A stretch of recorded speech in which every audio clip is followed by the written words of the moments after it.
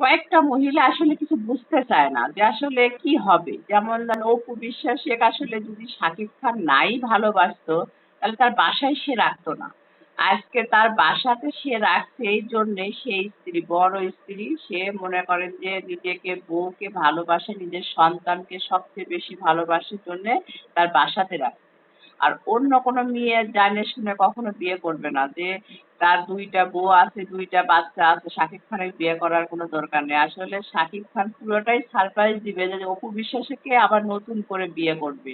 যেটা মানুষের ভিতরে এতদিন ঘোলাটে ভাবে আছে না ওটাকে সে আবার নতুন করে বিয়ে করে ঠিক আবার সে অপু বিশ্বাসের নিজের বাড়িতেই রাখবে। সেটা অপু বিশ্বাসের চেহারা থেকেই বোঝা যাচ্ছে। যে অপু বিশ্বাসের জন্য কারো দালালি করতে হয় না, কারো সুপারিশ করতে হয় না, কারণ অপু বিশ্বাস নিজেই একাই ১০০। এটাকেই বলে বগুড়ার মেয়ে। বগুড়ার মেয়েরা সবসময় একাই ১০০ থাকে। কারণ ওরা কখনো মানুষের দিয়ে কোনো কিছু করায় না। আর আপনি দেখবেন যে পচা আলুর পক্ষে ১০-১২ জন লাগে বসে গার্মেন্টস ফ্যাক্টরিতে আগে কাজ করছিল।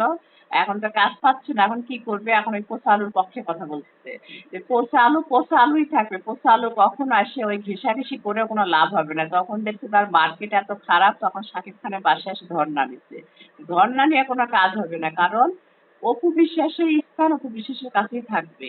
যাদের যেখানে স্থান তারা সেখানেই থাকবে। আর বিয়ে করলে অপু বিশ্বাসকে আবার নতুন করে করবে এবং সে নতুন করে তারা সংসার করবে। যেরকম আমেরিকায় গেছিল, বিভিন্ন জায়গায় ঘোরাঘুরি করে, একসঙ্গে খাওয়া দাওয়া করে, একসঙ্গে ঘুরে বেড়ায়, ঠিক আবার বাস্তবে এরকম দেখবেন।